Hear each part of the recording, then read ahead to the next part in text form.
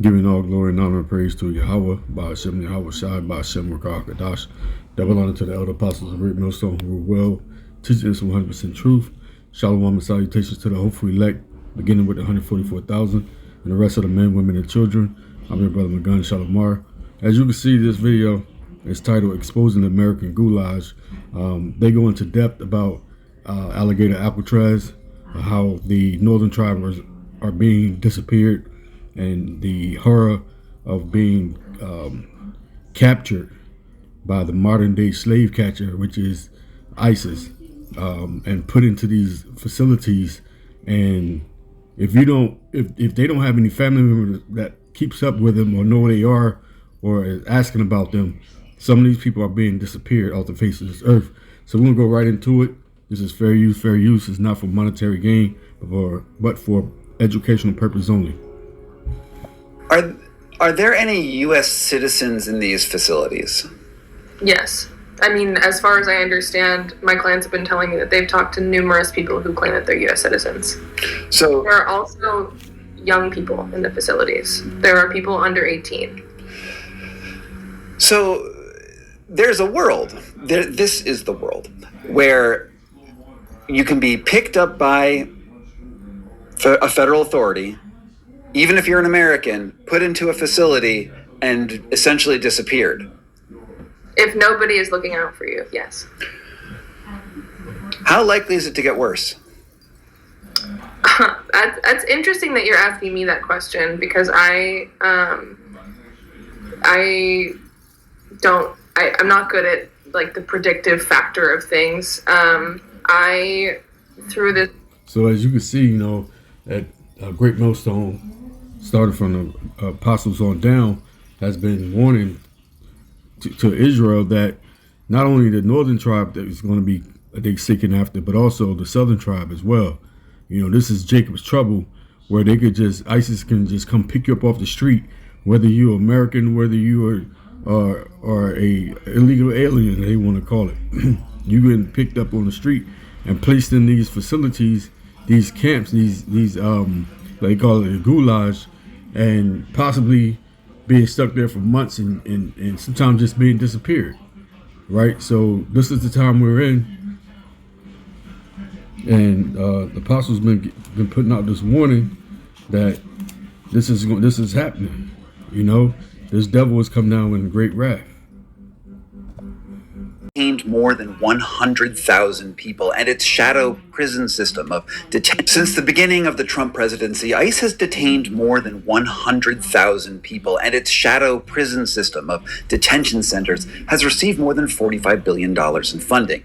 Masked agents break car windows and zip-tie children in the streets. And you've seen the videos. They're all over social media. But there is an enormous piece of this story that's just, it's missing.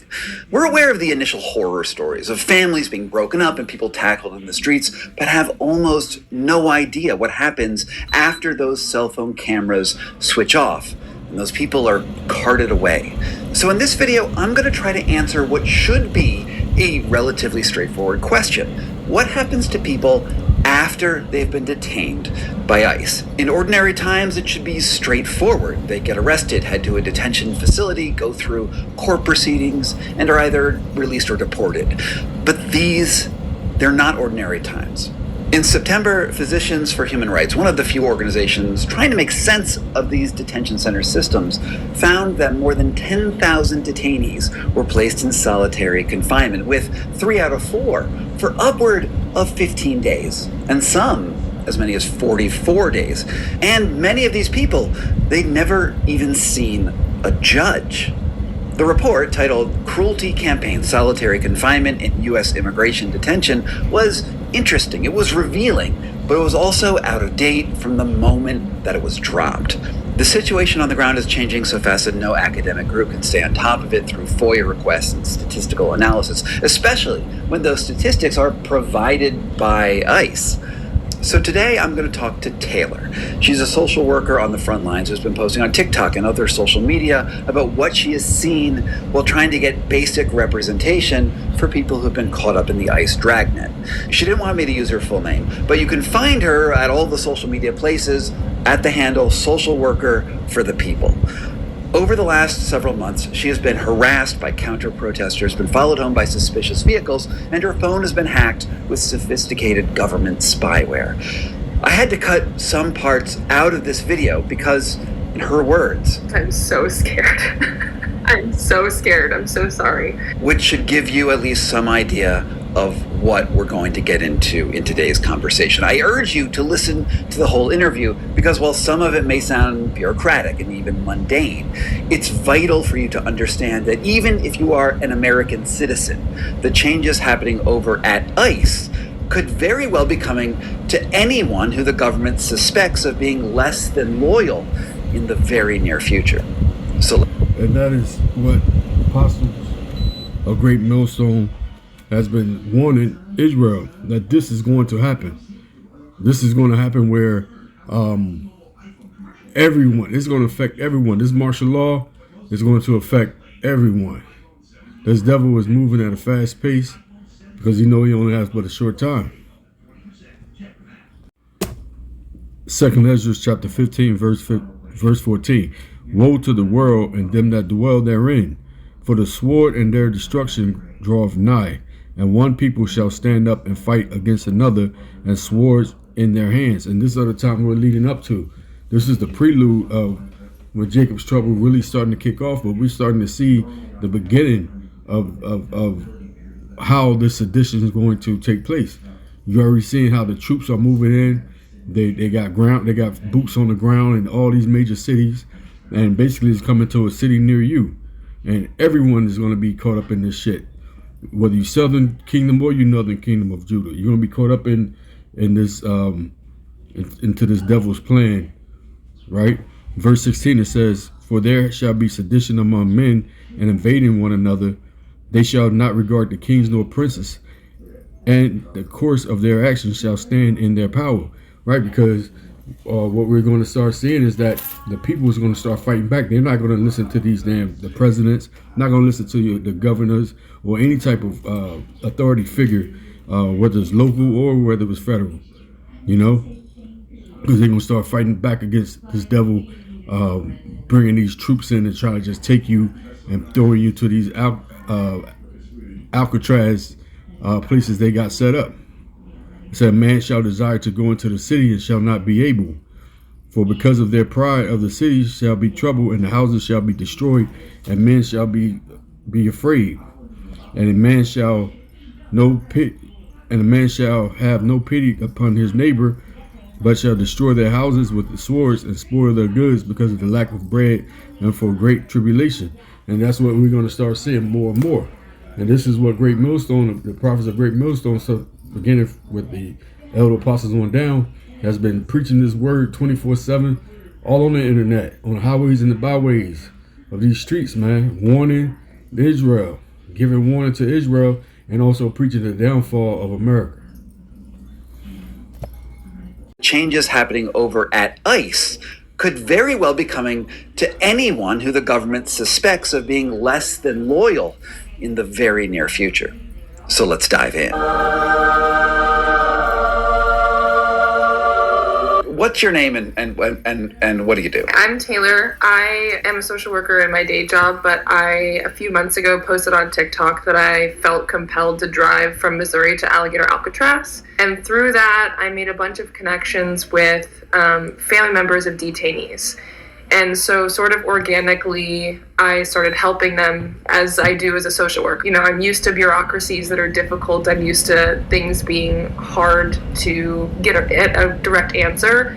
But this is like the bureaucracy doesn't even exist. The system doesn't exist. So there's no phone numbers to call. There's no emails to email. There's no one even answering any questions. People are just put into tents, and there's no actual system of accountability at all.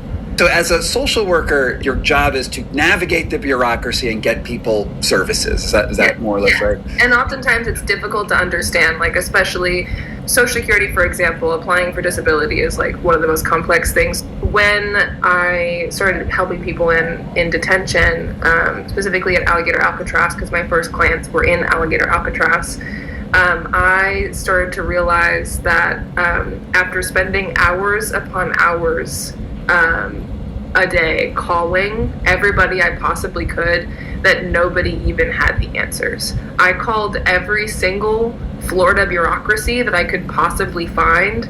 I called every county in Florida trying to get an answer of who was running this place. They admitted, like, I have no idea who's even running this place. Like, I'm apparently supposed to be part of the organization that's running this place, but I don't know who could give you an answer, right? So it was insane to hear from the people who are supposed to know what's happening that they didn't even know what's happening either. So, that scripture says, if the king is evil and does evil things, then so will be his soldiers. Let's get that real quick. This is the book of Sirach, chapter 10. We'll start verse 1. A wise judge will instruct his people, and the government of a prudent man is well ordered. And we haven't seen a wise judge over our people since King David and King Solomon. That's the last time we've been governed under wise, being governed under the wise king. We've been governed under Esau. And look at what this world has become. Verse 2, it says, as the judge of the people is himself, so are his officers. See that? As the judge of the people is himself, so are his officers. And what manner of man the ruler of the city is, such are all they that dwell therein. So if you got an evil ass king that's governing the people, well, guess what? His officers is going to be wicked and evil as hell too. And that's what we're dealing with. We're dealing with Esau's government, man. There's rulership on this earth, and especially here in America, in Babylon the Great, this wicked city run by Nero, otherwise known as Donald Trump. So you see everything that's being done in the name of ISIS and the deportation and the military. Those his officers, and they're going to be exactly the same as Donald Trump is, which is being wicked. Verse 3 says, an unwise king destroyeth his people, but through the prudence of them which are in the authority of the city shall be inhabited. Right, they will destroy themselves if the Lord didn't shorten the time. They will destroy this whole damn earth, man. Literally destroy this earth, with them included. Right, so it says the power of the earth is in the hands of Yahweh, and in due time he will set over it one that is profitable. And we know who that one that is going to be profitable for now and forever and ever. That's going to be Yahweh Shah Mashiach when he returns to this earth and take over the kingdom, man. He's going to put Esau's kingdom down, and he's going to establish his kingdom here on earth, man. And we have to worry about this wickedness and what's going on, being deported and being in fear if you're going to see your family again. Like, that's just ridiculous. People underage, they're not even 18 years old. The judge won't even see them. Just pure wickedness. Don't even know what's happening either. From what you're able to piece together from talking with families, what happens to somebody after they get detained by ICE? So what's interesting also is before they're even detained by ICE, often people are being detained by local law enforcement that isn't ICE, and then accused of something, a charge is leveraged towards them, that they're released on bond from a county jail. Say they're accused of theft, and then they're not convicted of this charge, they're in jail, and then they're released on bond by the judge about this charge, and then we're going to come back later to fight the charge in court. But before they can be released on bond from the jail, ICE detains them. So they never get out of jail. They are not convicted of this charge. Sometimes these charges are insanely ridiculous. I had a client who was accused of something without any evidence, and basically of stealing something worth less than $10, and then charged with felony breaking and entering with no evidence. And then the person who's pressed the charges is very open about how they just want to make a point because the person is an immigrant. Hello, my name is Adam. So you see that, what we just read. If the king is wicked, so shall the people be. So shall his officers be. Now you got these so-called, I guarantee you, so-called themselves Christians, Southern Christians, or just Christians who love God and tell you, they go to church on Sunday, but yet and still they taking the law in their own hand and saying that, they want to press charges on this person anyway, knowing that they didn't even steal nothing worth being charged as a felony. But since they think that they're illegal, they want to just go ahead and get ISIS involved and just get them out of their sight anyway. That's wickedness of the Esau, man, of Esau Edom. That's what we're dealing with this devil. This is 2nd Ezra, chapter 15. We start at verse 50. It says, "And the glory of thy power shall be dried up as a flower, and the heat shall arise that is set over thee." Right, and who is that glory of thy power? Is talking about Esau Edom. Right? It says shall be dried up as a flower, and the heat shall arise that is sent over thee. What is that heat? That's going to be that fervent heat that's coming from the nuclear missiles, ICBM missiles being sent over here by all the so-called allies of America, that was allies in America during World War III. It's going to be led by Russia and China, right? It says, "Thou shalt be weakened as a poor woman with stripes, and as one chastened with wounds, so that the mighty and lovers shall not be able to receive thee." He said, would I with jealousy have so proceeded against thee, said Yahweh, if thou hast not always slain my chosen, exalting the stroke of thine hands, and saying over their dead when thou was drunken. Right? This is what they done to us, man. This is what the Lord has got so much anger and ready for his cast down his judgment on these devils, man, because what he's done to his chosen people. It's all about Israel. That's what it's all about. Yeah, the other nations suffer under Esau Edom, but guess what? They also partake in their glory and partake in their heaven and their riches with Esau Edom. But so-called Negro, Hispanics, and Native American Indians, we don't partake in anything other than been spit on, been put down, been cast away into prisons, been shipped to lands that, our brothers never even been before. When you getting caught up by ISIS, they been shipped over to other countries instead of being sent back home where they came from. And the Lord is tired, man. He's fed up with that. It says, "Thou shalt be weakened as a poor woman with stripes, and as one chastens with wounds, so that the mighty and the lovers shall not be able to receive thee." Right? Because when the Lord get finished with him, when the Lord get done with him, chastising and bringing to shame of Esau Edom, man, they're going to be like a fucking poor woman who is defenseless. Ain't got no man going to be able to save them out of the Lord's hand. It says, "Would I with jealousy have so proceeded against thee, said Yahweh, if thou hadst not always slain my chosen." See, it's always about the chosen. It's always been about what Esau done to Jacob. Exalting the strokes of thy hands and saying over their dead bodies when thou was drunken. Right? And that's what they did.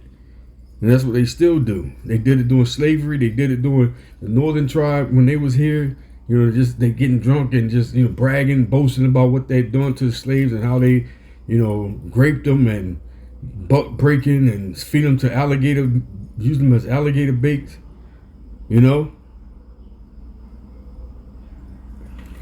It says, verse 54 says, "Set forth the beauty of thy countenance." Right. So where's the beauty in America? You still call yourself the lady that sitteth upon the throne and so beautiful. Where's thy beauty when the Lord get done with your ass? Where's that beauty? It says, "The reward of thy whoredom shall be in thy bosom, therefore shalt thou receive recompense." So with that, I hope you was edified. Call halal Yahweh by Shem Yahweh Shai by Shem Yahweh. Double honors to the elder apostles of Great Millstone. Shalom.